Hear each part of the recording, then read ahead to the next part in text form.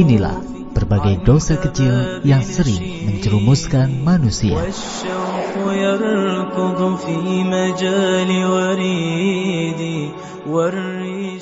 Bismillahirrahmanirrahim. Assalamualaikum warahmatullahi wabarakatuh. Innal hamdalillahi wassalatu wassalamu ala Rasulillah wa ala alihi wa sahbihi wa mawalahu amma ba'd. Alhamdulillah, pada kesempatan yang berbahagia ini kita berjumpa kembali dalam rangka meningkatkan pemahaman dan ilmu kita. Pada rubrik kali ini, insyaallah kita akan membahas tentang larangan berkhalwat dengan wanita yang bukan mahram.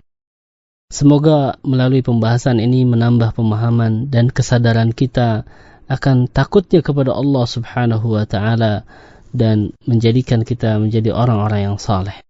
Pendengar yang budiman, di antara kemungkaran yang menyebar dan banyak sekali terjadi di tengah masyarakat kita adalah budaya pacaran atau yang disebut dengan khalwat dengan lawan jenis. Rasulullah Shallallahu Alaihi Wasallam menegaskan di dalam hadis yang diriwayatkan oleh Imam Ahmad dalam Musnad Ahmad bin Hanbal, beliau mengatakan, la yakhluwanna ahadukum bimra'atin fa inna syaitana thalithuhuma. Janganlah salah seorang di antara kalian berkhalwat dengan seorang wanita, karena sesungguhnya syaitan menjadi orang ketiga di antara mereka berdua. Demikian juga Imam Bukhari meriwayatkan hadis dari Rasulullah sallallahu alaihi wasallam, beliau mengatakan, la yakhluwanna rajulun bimra'atin illa ma'a dhi mahramin. Faqama rajul faqala, ya Rasulullah, imra'ati kharajat hajjatan waqtu tibtu fi ghazwati kadha wa kadha. Qala irji' fahujja ma'a imra'atik.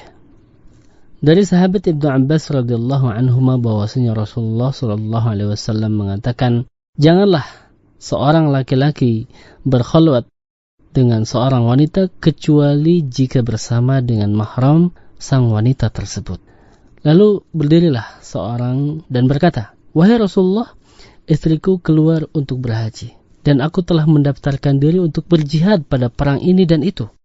Maka Rasul pun mengatakan, kembalilah dan berhajilah bersama istrimu.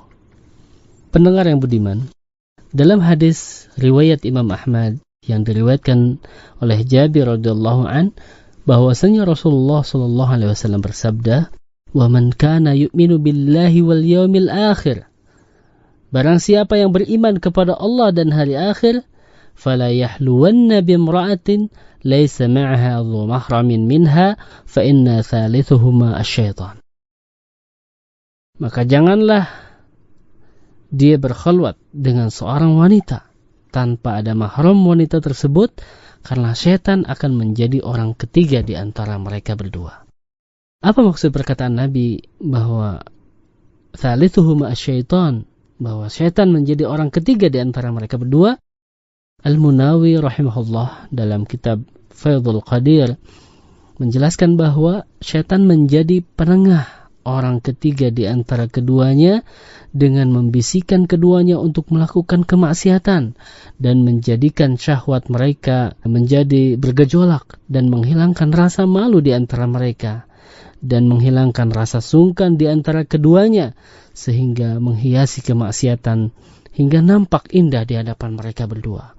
Sampai akhirnya setan pun menyatukan mereka berdua dalam kenistaan, yaitu berzina, atau minimal menjatuhkan mereka dalam perkara-perkara yang ringan dari zina, yaitu perkara pembuka dari zina yang hampir-hampir menjatuhkan mereka dalam sebuah dosa yang bernama perzinahan.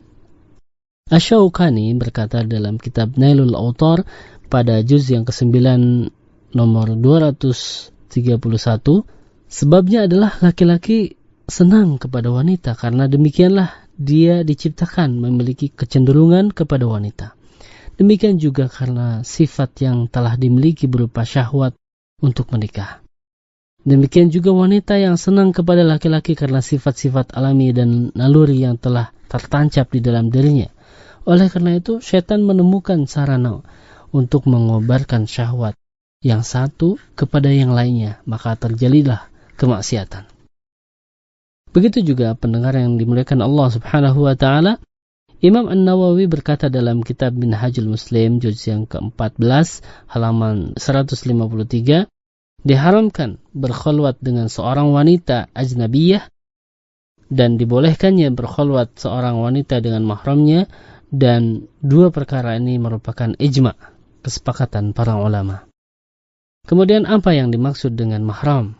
As-Suyuti menjelaskan bahwa para pengikut mazhab Syafi'i mengatakan bahwa mahram adalah wanita yang diharamkan untuk dinikahi untuk selama-lamanya, baik karena nasab maupun dikarenakan sebab tertentu yang dibolehkan dan dikarenakan kemahraman wanita tersebut.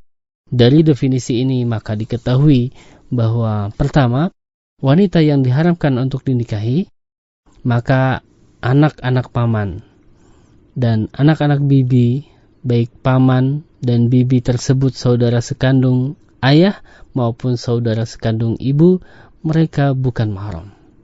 Yang kedua, wanita yang haram dinikahi untuk selama-lamanya, maka saudara wanita dari istri dan juga bibi atau tante istri wanita yang telah ditalak 3, mereka bukanlah mahram.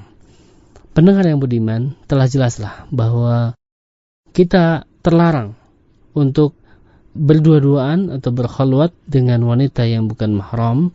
Semoga Allah Subhanahu wa taala memberikan petunjuk taufiknya kepada kita sekalian atas semua petunjuk yang Allah berikan kepada kita, dan melakukan apa-apa yang mengundang keridhaan dari Allah Subhanahu wa taala serta menjauhkan kita dari apa-apa yang menyebabkan kemurkaannya.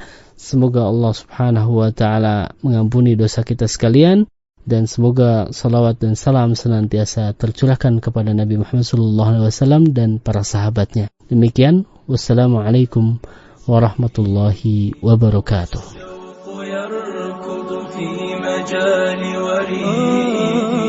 والريشة الخضراء تهتف في يدي هيا ابدئي يا ريشتي وأعيني